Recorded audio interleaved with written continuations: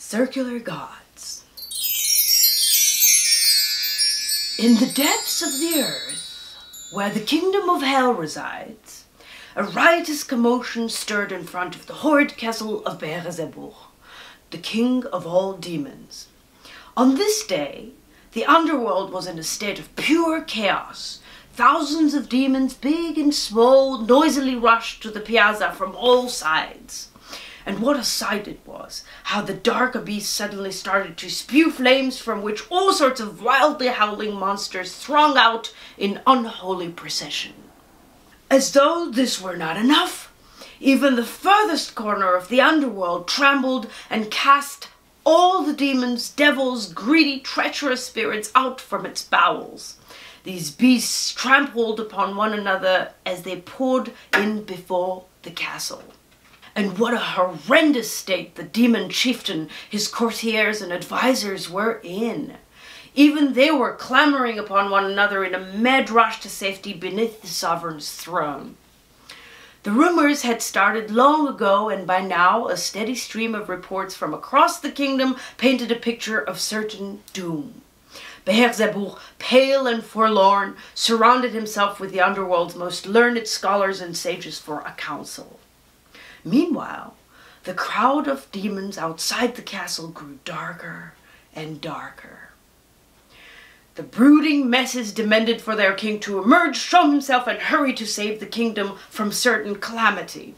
But what exactly was the cause of this impending doom after all? Was it an earthquake? A flood? Or perhaps a revolution? Here is what the commotion was all about. Up above, amongst the people, new thoughts had formed that resulted in the destruction of the once precious silver and golden idols. As these ideas grew stronger by the minute, the idols were left broken, trampled, and exceedingly disregarded. With the breaking of the idols, people cursed and chased off the spirits of wickedness. Not only did they free themselves from the snares of the demons, but with the swords of equality and righteousness in their hands, they demolished all the agents of the underworld who had come to plague the land of the living. Just a bit more of this, and evil would be left powerless and unable to fend for itself. So, pray tell, how could hell and its inhabitants remain calm at a time like this? The demons worked very hard to restore the glory of the golden calf and to compel all of humanity to worship at its feet. They devised crafty tricks in hopes of maintaining the power of inequality. They tried their best to turn half the population against the other, but they now found defeat at each engagement. Each time a golden calf would fall, the devils would cower in fear and hopelessly run away to their dark alcoves, fully convinced that the last day of hell was upon them. The Dark Lord saw clearly that the throne was on the verge of collapse, that his reign was resting on pillars of sand, and that the fall of Golden Calf would surely be followed by the complete destruction of the underworld. That is why he convened a grand conference with the wisest spirits of hell and put the dilemma up for a debate amongst them. The days passed, and more golden calves were crushed one after the other. The evil spirits were petrified and hid still down below to avoid these sights. The great royal council did not succeed in finding a solution. Meanwhile, the crowd continued to grow before the castle, and their cacophonous shrieking sent shockwaves across the entire kingdom. Finally, Beelzebub, bewildered and pallid, angrily burst out of the castle and ordered for the gates of the castle to be opened for him to speak before the public. All of hell thundered from hopeful cries of the demons when the king's terrified face appeared. For a moment, there was dead silence, after which Beelzebub promptly shook himself out, straightened his posture, and looked out to the crowd in waiting. At last, he began to speak. "Beloved demons," he said, "the problem that we face today is a matter of life and death for us. Our entire kingdom's future will be decided today. Nothing short of a miracle will save us, for in a few days all the golden idols above will be destroyed, and we will be no more. Up there, Beelzebub pointed, on the face of the earth, thanks to the golden calf, our kingdom was provided with abundant income. But now there is contempt and ignorance towards those calves. No one bows before them anymore. No one wants to sacrifice all their feelings, thoughts, and souls to them anymore. This is disastrous for us. Now the golden calves are trampled underfoot. They are spat upon and thrown into the mud.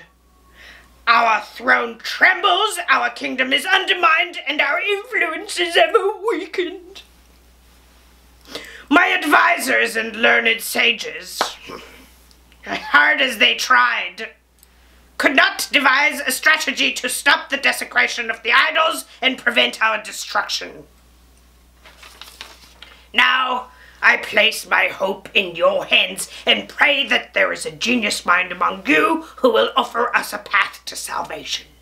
Mark my words, he continued in an inspiring voice. The one who finds the way to restore the honor and respect of the golden calf will not only be credited as an immortal savior of the demon world, but will become my successor, whose name will be etched with fiery letters in the demonic annals for time everlasting. Now think, my clever subjects. Dig deep within your brains, and may the one who finds the solution speak up.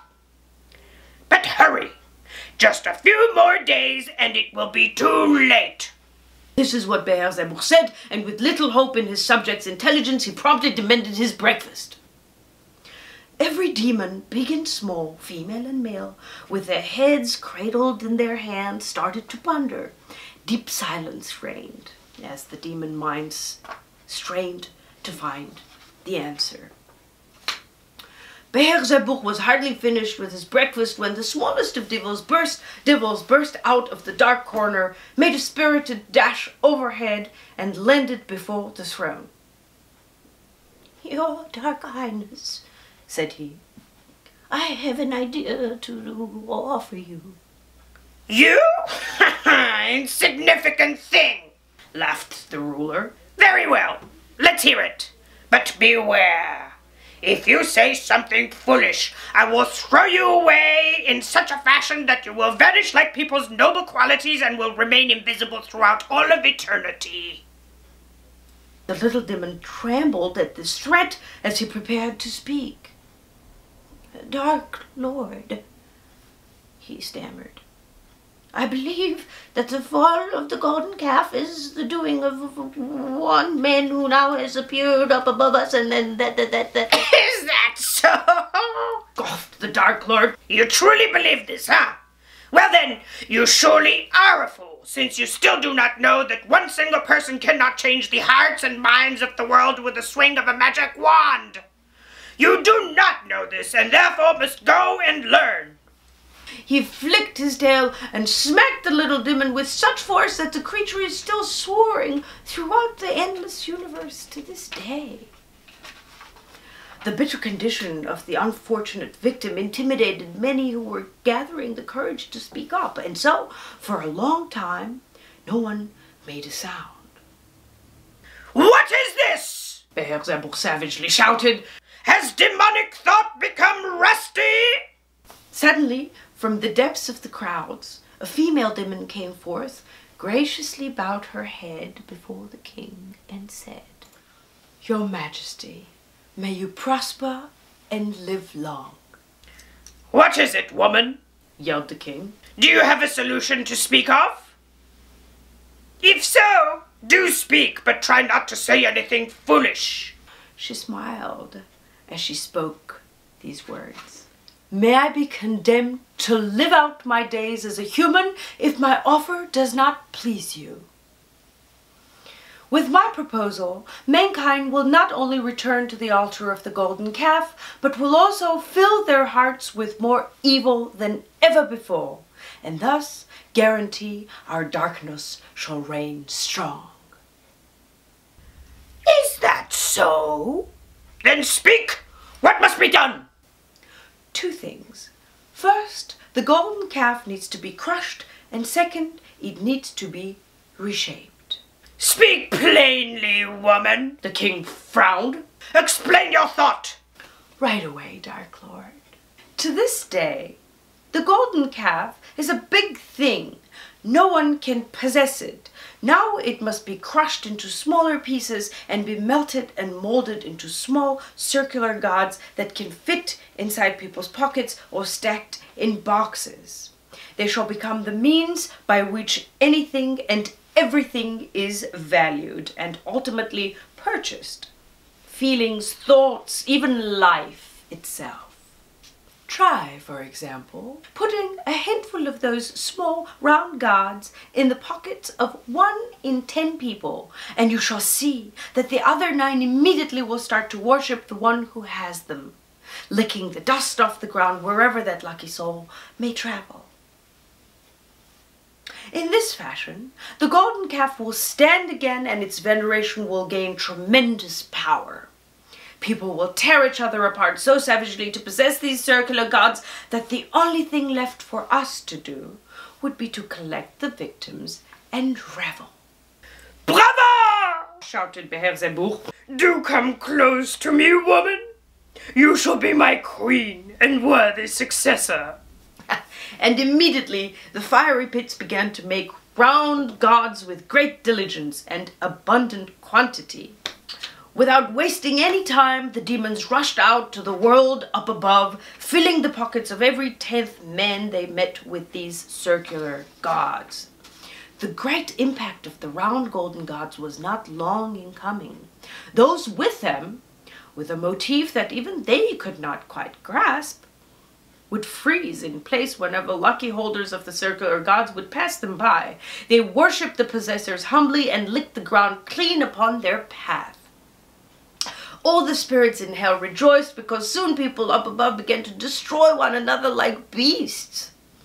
Evil found itself a home in the hearts of all men and spread across the land like wildfire, making innumerable sacrifices for the underworld.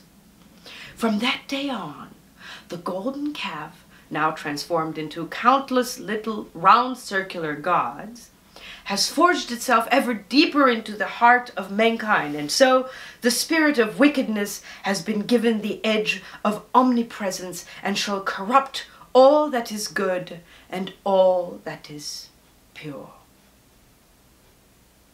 The end.